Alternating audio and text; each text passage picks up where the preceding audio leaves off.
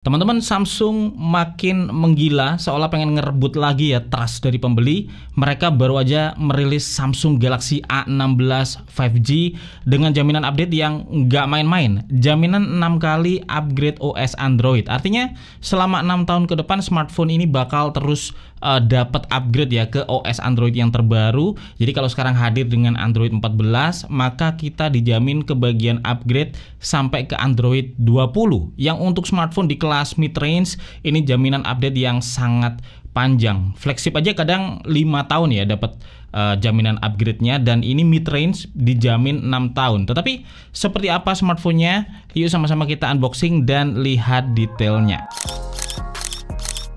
Untuk boxnya sih masih standar smartphone Samsung ya di kelas mid-range, rada minimalis. Harga resminya di samsung.com ini Rp3.799.000 dan cuman ada satu varian aja yang dijual di sini, yaitu varian 8GB RAM, 256GB storage. Untuk warna ada dua pilihan, blue black dan light green, dan yang kita unboxing kali ini adalah yang warna light green. Untuk isinya sendiri kita dapat smartphone-nya yang disegel ya dengan segel kertas, terus kita dapat juga kotak lagi yang berisi SIM tray ejector, dapat buku panduan yang sekaligus jadi kartu garansi, dapat kabel USB Type-C to Type-C ya, dan tentu di sini kita nggak dapat kepala charger. Jadi untuk kepala chargernya beli sendiri atau pakai yang sudah ada di rumah. Nah, sekarang kita coba lihat smartphone-nya. Jadi kayak gini teman-teman, Samsung Galaxy A16 5G yang warna light green. Secara desain masih sama ya kayak di seri-seri smartphone Samsung lain di tahun ini. Jadi kameranya 3 berjajar ke bawah dengan modul yang terpisah kayak gini. Frame-nya flat ya dengan bump rounded di area tombolnya, dan lubang speaker ini segaris panjang kayak gini. Untuk material dominan plastik, tetapi ini tebal dengan build quality solid. Di frame-nya dikasih finishing matte ya ala metal, sedangkan di belakang ini dikasih finishing bening ala glass. Untuk SIM tray-nya sendiri ini dual SIM hybrid, jadi bisa pasang dual SIM atau satu SIM dan satu micro SD yang support ekspansi storage sampai 1,5 TB. Untuk tombol di kanan ini solid, ada volume up, volume down, dan tombol power yang menyatu dengan fingerprint sensor. Meskipun framenya ini flat ya, tetapi di sudut-sudutnya itu ada cuttingnya, jadi nggak tajam di tangan dan terasa nyaman juga ya saat digenggam. Nah, kita langsung nyalain aja ya untuk melihat seperti apa layar dan platformnya. Smartphone ini udah diproteksi dengan Samsung Knox ya, dan defaultnya dia langsung pakai bahasa Indonesia. Tetapi tentu kita bisa ganti juga ya dengan banyak pilihan bahasa, termasuk bahasa Inggris juga. Untuk WiFi udah support 2,4 dan 5 GHz, proteksinya juga lengkap, ada face recognition yang pakai kamera depan, ada fingerprint scanner ya pakai tombol di kanan ini, terus ada opsi standar lain kayak PIN, password, dan juga pattern. Nah, untuk scan fingerprintnya terbilang cepat ya, dan di sini kita bisa masukin satu atau juga lebih fingerprint saat setup. Dan selain login ke akun Google, kita juga diminta untuk login ke akun Samsung ya, untuk keperluan sinkronisasi, proteksi, dan yang lainnya. Dan di sini ada pilihan mau mode light atau mode dark. Kita pakai yang light aja ya biar bezelnya terlihat dengan jelas. Nah, ada beberapa bloatware yang minta diinstal dan nggak semua centangnya tuh bisa dihilangin ya. Jadi ya kita next aja dulu, nanti di uninstall setelah setup. Dan seperti ini teman-teman tampilan dari Samsung Galaxy A16 5G setelah di setup. Terlihat ya, untuk bezel kiri kanan ini udah tipis, tetapi di bawah ini masih ada chin yang cukup lebar. Untuk di atas layarnya pakai water drop notch, atau kalau di Samsung sih disebutnya Infinity U. Mungkin ini udah cukup jarang ya dipakai di smartphone saat ini, karena di kelas mid-range pun mayoritas udah banyak yang pakai punch hole, tetapi secara kualitas tampilan ini bagus banget. Jadi layarnya Super AMOLED 6,7 inch dengan resolusi Full HD+, tampilannya bening, warnanya vibran ya, kontrasnya juga tinggi, dan scrollnya ini terasa mulus di refresh rate 90Hz. Nah, kalau kita cek di sini platformnya dia pakai One UI 6.1 berbasis Android 14 yang dijanjikan ya untuk terus dapat update sampai ke Android 20, jadi cukup panjang untuk supportnya. Terus untuk bloatware nggak terlalu banyak sebenarnya, ada Spotify, Netflix, Lazada, TikTok, dan lain-lain yang pre-install ya, dan mayoritas bisa di-uninstall secara manual kecuali yang terhubung erat ke sistem ya, kayak OneDrive yang dipakai buat backup atau Chrome yang dipakai buat buka Google Fit dan sebagainya. Dan secara fitur ini cukup lengkap. Fitur andalan One UI seperti Samsung Knox, Secure Folder, dan yang lainnya semua ada di sini. Secure Folder ini jadi fitur yang paling gue suka ya dari HP Samsung, karena kita bisa bikin sistem yang terpisah dengan sistem utama.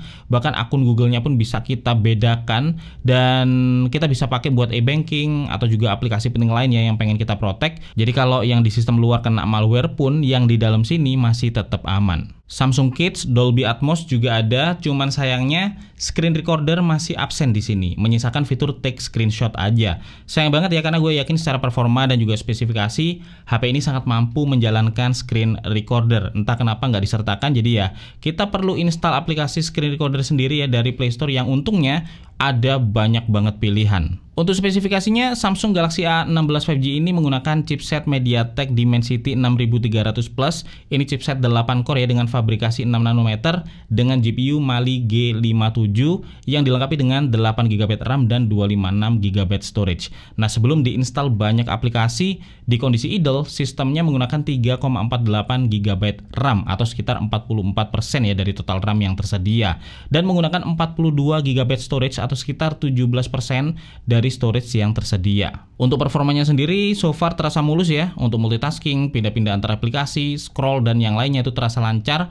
Skor Antutu benchmarknya ini dapat 407.609 yang waktu gua tes ya buat main game. Kalau untuk PUBG maksimal dia bisa handle di setting grafis menengah ya dengan setting grafis HD, frame rate high, style realistic dan 4 kali anti-aliasing.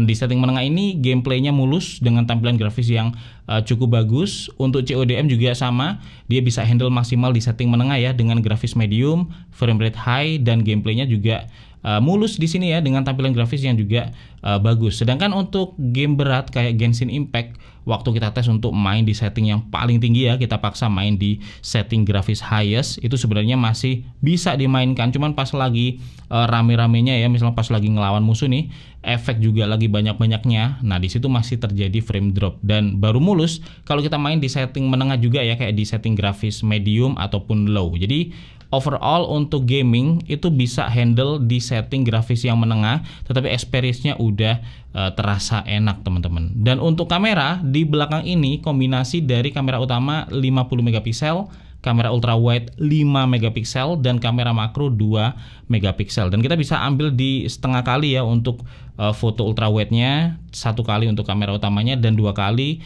ini untuk zoom digital. Terus untuk mode portrait kita bisa ubah tingkat bokehnya.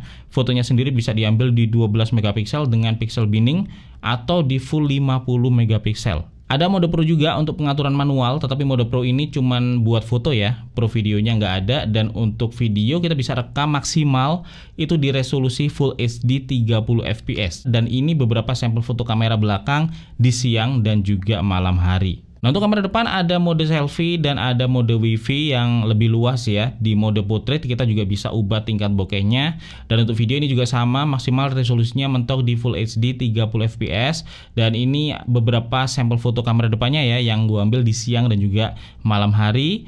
Dan untuk speakernya ini masih mono teman-teman. Jadi sumbernya cuman keluar dari lubang speaker yang ada di bawah sini ya. Dan di earpiece-nya sendiri nggak keluar suara. Untuk kualitas suaranya sendiri standar khas loudspeaker dengan volume yang terbilang cukup. Teman-teman bisa dengar sampel suaranya di sini.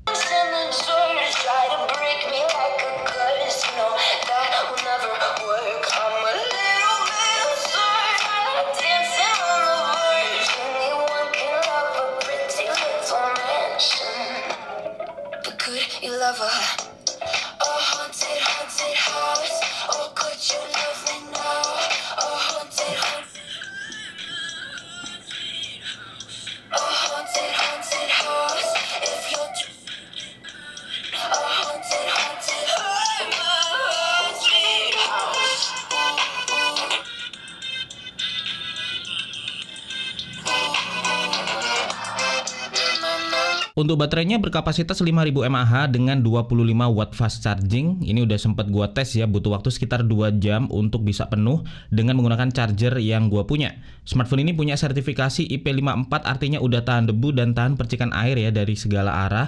Jadi meskipun nggak bisa memproteksi kalau dia tenggelam atau jatuh ke dalam air, tetapi setidaknya dia udah tahan ya kena hujan atau ketumpahan air. Dan itu sih yang bisa gue share hari ini ya tentang Samsung Galaxy A16 5G. Sebelum nanti gue review dengan lebih detail, daya tarik utama dari smartphone ini tentu adalah masa update-nya yang panjang ya, sampai 6 tahun dengan jaminan upgrade OS sampai 6 kali. Di samping One UI-nya yang terlihat clean dengan fitur keamanan yang matang ya, dengan adanya secure folder, terus ada Samsung Pass dan sebagainya yang terproteksi oleh Samsung Knox. Untuk review yang lebih lengkap dan mendalam termasuk berbagai sampel foto, video sampai kelebihan dan kekurangannya bakal gue share ya di video selanjutnya setelah pakai smartphone ini sebagai daily driver selama beberapa hari ke depan. Gue Febian dari Kepo Internet pamit dulu. Silahkan tulis di kolom komentar ya kalau ada pertanyaan atau pendapat seputar Samsung Galaxy A16 5G ini. Sampai ketemu lagi di video tekno menarik lainnya besok.